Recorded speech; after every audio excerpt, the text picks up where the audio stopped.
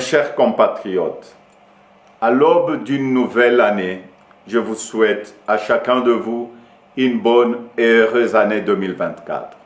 Qui dit année nouvelle, dit résolution personnelle. Nous venons de vivre ensemble une histoire qui nous lie à jamais. Je vous remercie tous pour la grande confiance que vous m'avez manifestée tout au long de la campagne où nous avons pu nous parler et dresser de plans d'avenir. Je remercie tous mes alliés pour leur soutien.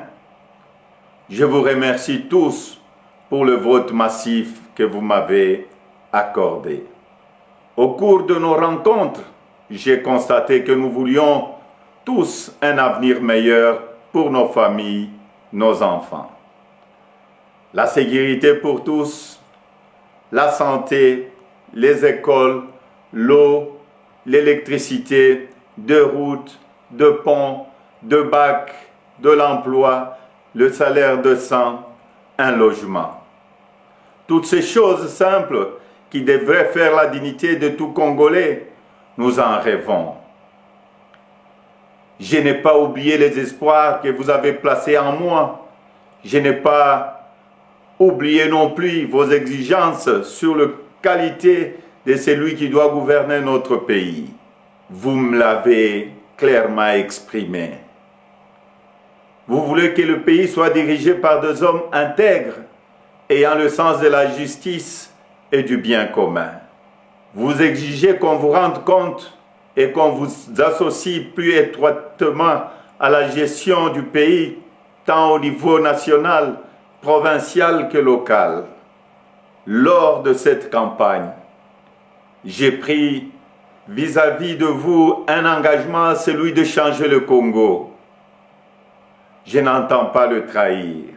Depuis le braquage électoral du 20 décembre, dont nous sommes tous victimes, nous vivons une énième usurpation de notre souveraineté.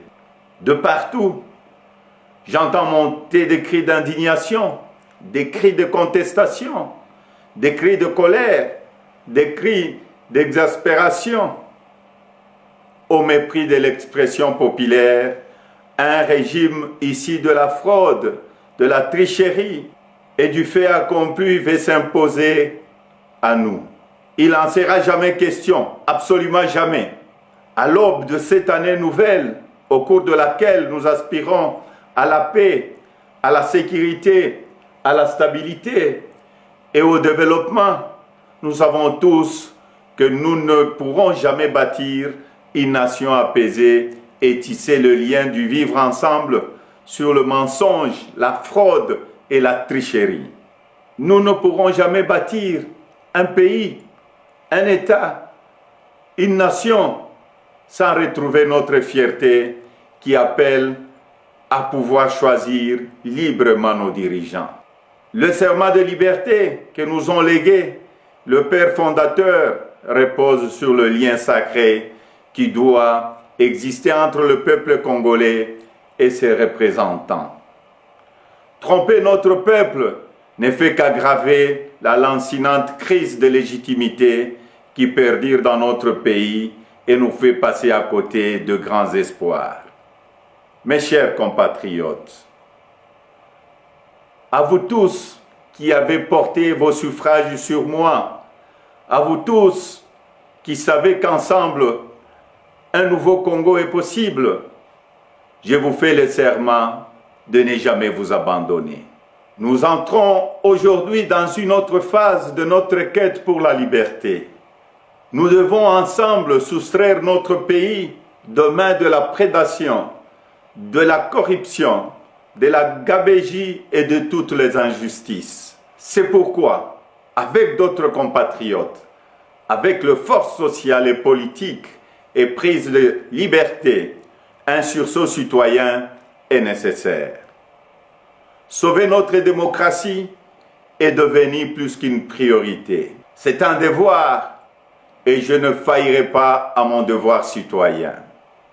Raison pour laquelle je vous demande de ne pas baisser le bras, de ne pas céder au découragement ou au pessimisme, mais bien au contraire, de reprendre la marche que nous avons engagée ensemble. Parce que rien n'est fini, tout est encore possible. Et ce nouveau Congo, nous y avons droit et nous ne laisserons à personne le droit de briser le rêve que nous avons de le bâtir ensemble. Notre Constitution nous invite à nous opposer à tout groupe d'individus qui veut prendre le pouvoir et s'y maintenir en dehors de la volonté du peuple congolais.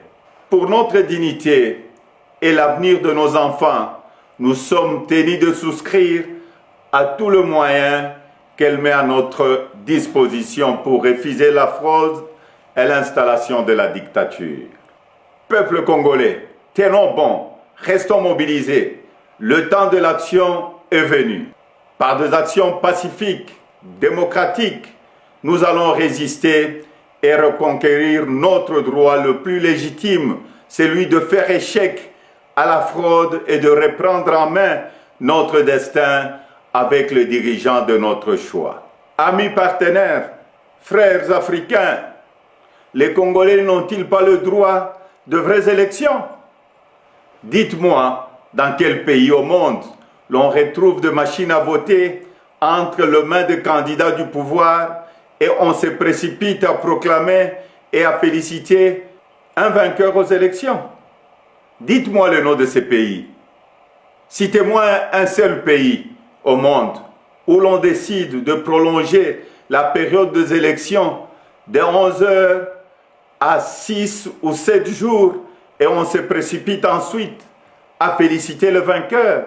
Citez-moi un seul pays dans le monde où on proclame le vainqueur sur la base de bureaux de vote et de machines à voter dont on ne connaît même pas le nombre au jour de l'élection.